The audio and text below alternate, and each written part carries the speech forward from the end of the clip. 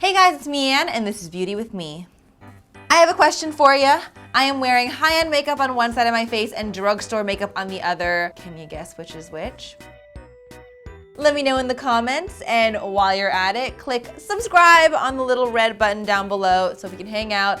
Beauty with Me comes out every single Monday at 11 a.m. Please join the family. Today I have another high-end versus drugstore challenge. Last time I did this, I did it on cruelty-free makeup. I will link it up top for you guys to check it out. And this time I am doing vegan makeup. Vegan makeup is obviously makeup that doesn't include any ingredients that are animal byproducts. So some really common ones are carmine, lanolin, beeswax, some glycerins. I will list down below in the description bar a lot more information if you guys want to know more about it or things to look out for. A lot of those ingredients can show up on ingredients lists under different names, so definitely do your due diligence. All of the products on my face right now are vegan products. They are not necessarily from brands that are 100% vegan. Some brands have vegan products, but not their entire line is vegan. So that is definitely something that I will note when I show you what the products are. But without further ado, let's get into it because I have a lot of makeup to put on my face. All right, first things first, foundation. I'm going to be putting the high-end makeup on the left side of my face and the drugstore makeup on the right side.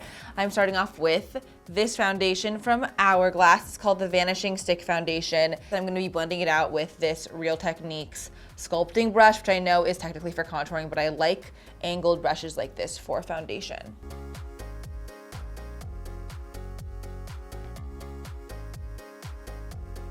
A lot of stick foundations have a circular tip, and it's actually a little bit more difficult to get into like under your eye or around your nose. So this triangular tip is actually very practical. All right, moving right along to this concealer by Urban Decay. It is the Naked Skin Weightless Complete Coverage Concealer. It is actually one of my favorite concealers ever. Urban Decay does have some vegan products, including this one, but they're not completely vegan. So definitely check their website. They have a whole list of all their vegan products that you can check. It is just very natural looking, it covers well, it never looks dry on the skin.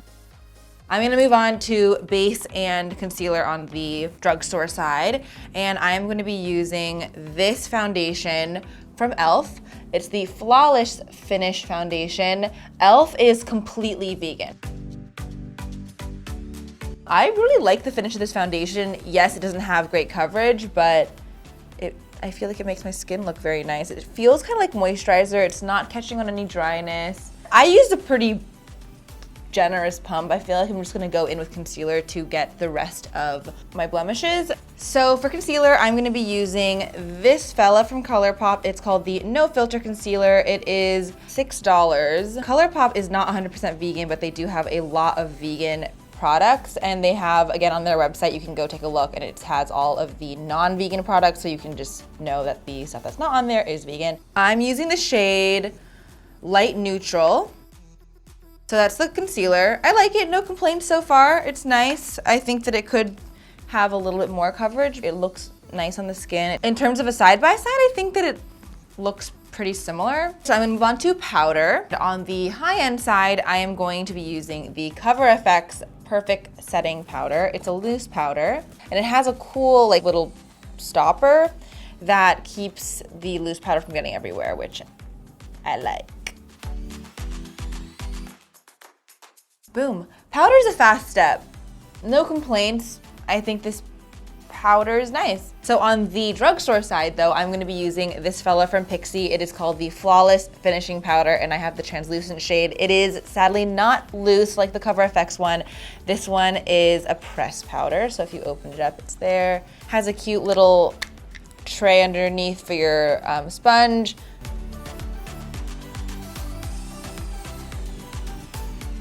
It looks the same.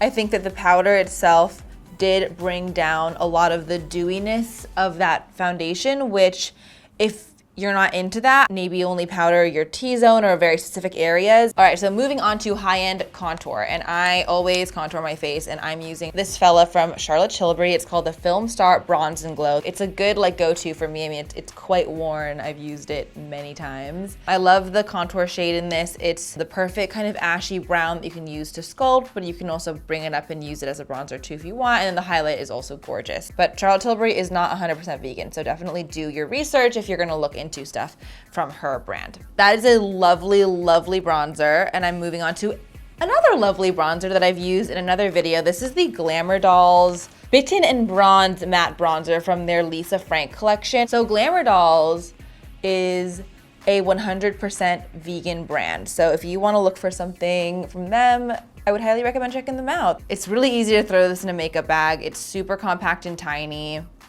and it does the job, you know? Okay, moving on to blush, and on the high-end side, I have this beautiful Love Flush blush from Too Faced. It's supposed to last for 16 hours. Look how pretty the embossing is on it. Wow, it's so gorgeous. Too Faced is one of those brands that does have vegan products, but is not 100% vegan. So this shade from this Love Flush collection is called Your Love is King, and it is vegan. I'm gonna go with a very light hand for this. That is the Too Faced blush. And on the drugstore side, I'm going to use another E.L.F product. This is their blush palette. So it actually comes with 4 blushes. The palette itself comes in 2 shades. So this is the deeper shade. It has some of these nice berries. I'm going to use this shade in the palette. It doesn't have a name, but I will tell you that this entire palette, all 4 of them, is called, it's the shade Dark.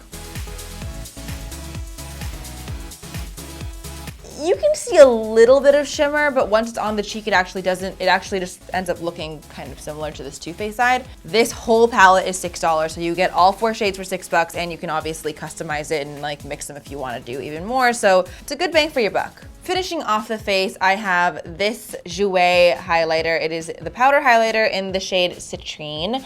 I've used these highlighters before. They are very beautiful. They have a very metallic finish.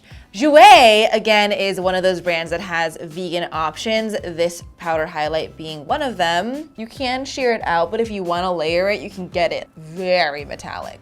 All right, so next up is this highlighter from PACIFICA. It's in the shade Ice Baby. Everything from the line is a vegan product. One thing that I will say about PACIFICA is that there's not a lot of shades to choose from. So this is obviously a very frosty highlighter. I do not think it'll work on deep skin tone, so PACIFICA, please come out with more shades. I thought it was gonna be super white and ashy on me almost, but in the pan, super stark white. On the face, it actually has a lot of warmth to it. It has like some pinky golden shimmer. It's like one of those like shape-shifting products. I feel like you put it on, it looks so different from the way it looks in the pan. So I'm gonna move on to eyes, and I am obviously going to prime my eyes because you guys know that my eyelids are ridiculously oily. The primer on the high-end side is going to be the trusty Urban Decay Primer Potion. I'm going to be applying the E.L.F eyelid primer. This is the shade Pearl. It does have a little bit of shimmer, which is not my favorite, but I think it'll still do the job. Moving on to eyeshadow.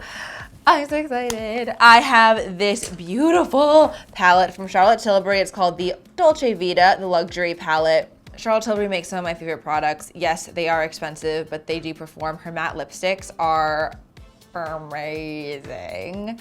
This palette I actually haven't used before. I've used it for other eyeshadows, but this one I haven't used, and I'm very excited to use it. So I'm gonna use this bronze shade all over the lid. It is very glittery. I think I'm going to put it on with a finger. I'm just gonna do a sheer layer first, and I'm gonna put a little bit of this kind of brownie burgundy shade in my crease.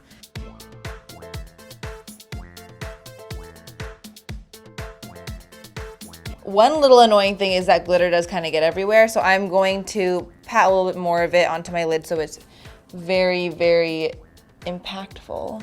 So I do think that this palette Shades are beautiful, a little bit difficult to control. I think that if I were to do it again, I would do this burgundy shade into my crease before layering this bronze shade on. So I have my trusty Z palette here that I have used to take out all of my single shadows. So I'm actually going to be using these two shades right here. These are ColourPop shadows. This is the shade Board Shorts, and this one's called Lil Boat. I'm going to be doing for this right eye what I didn't do for this eye, which is I'm going to start with the matte shade in my crease before I layer the bronze shade on my lid.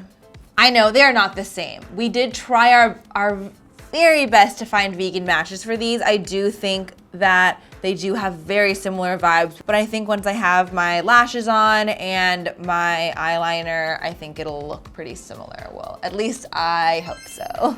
Moving right along to eyeliner, I have another Charlotte Tilbury product. This is the Feline Flick Quick Fine Shodo Pen. I love anything that has like a cat related name. It's very, very pigmented, which I like. I hate when you have black eyeliner and you have to layer it to get the pigment. I'm just like, I don't have time for that.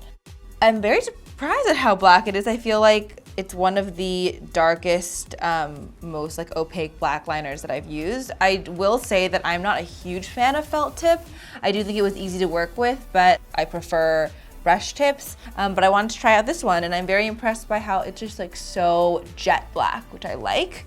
And on the drugstore side, I'm going to be using another PIXI product. It's called the Lash Line Ink in the shade Black Silk, also a felt tip liner with a nice tapered end.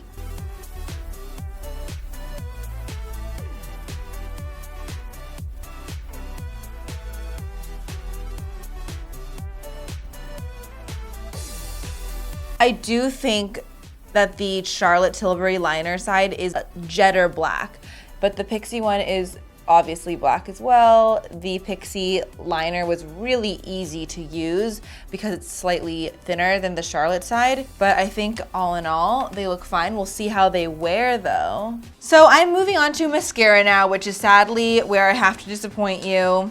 I couldn't get my hands on a vegan high-end mascara. I'm using the Pacifica Aquarian Gaze Water Resistant Long Lash Mascara for both my eyes. If you are looking for a vegan high-end mascara though, try the Smashbox Full Exposure one. That one is vegan. So I'm just going to curl my eyelashes and apply this mascara. So this one does hold a curl. I don't think it holds a curl as well as some like very, very waterproof formulas, but it does. It is a very natural mascara as well. It does a good job at separating and defining lashes, but it's definitely not going to volumize. All right, mascara done, and we're on to the final step, which is lips. On the high-end side, I have this lipstick from ILIA. It is in the shade Tainted Love. So I, again, want to keep this look feeling a little bit more fresh, so I'm gonna apply it to the left side of my face and kind of tap it out with my finger so it looks a little bit more diffused. I do really love this shade. It's nice, like, kind of dusty rose. ILIA lipsticks are really lovely. They always have a lot of beautiful oils in them. They have a lot of organic options. I found a very similar match in the new ColourPop Luxe lipstick. This is the shade Still Crazy. It's also a dusty rose, but these ones are more on the matte side, but I'm also going to apply this and push the color in with my fingers. I can see the finish difference, like the ILIA lipstick has a little bit more shine to it versus the ColourPop, which has a little bit less. But I think when you tap it into the lips, it gives like a nice flush of color that's not too over the top. This is the finished look. I wouldn't say it is the most natural look because I am wearing glitter on my eyes, but I do think it's fresher. The lip is very nice and pink. Now that I've been wearing the foundation a bit, I do think that it looks even more natural. I don't know if this happens to you guys, let me know in the comments, but when I first put my makeup on, I do feel like it looks a little bit more like makeup, but as my natural oils kind of seep through a bit, it starts to look a little more natural. So I think my foundation looks good. Blush wise, it looks nice. Contour is subtle. The eyes, I know, are definitely I would say the point of contention here. The glitter, I mean, there's just no glitter on the ColourPop side, but I do think that they do have very similar tones, and I like it. I like the look. So I'm going to wear this around for the rest of the workday, And I'm gonna ask a few friends what they think, if they can tell the difference between the two sides of makeup, and then I'll report back.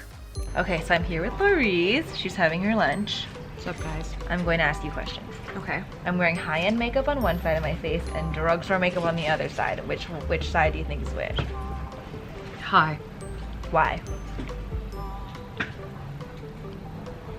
Less pores. You're wrong.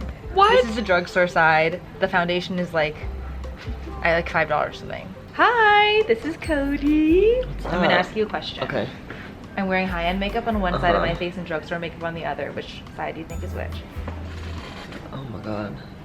Is the left high end? Is that your final answer? Yes.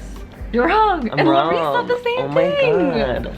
You think this is drugstore, this is high-end. You think this is drugstore and this is high-end. Yep.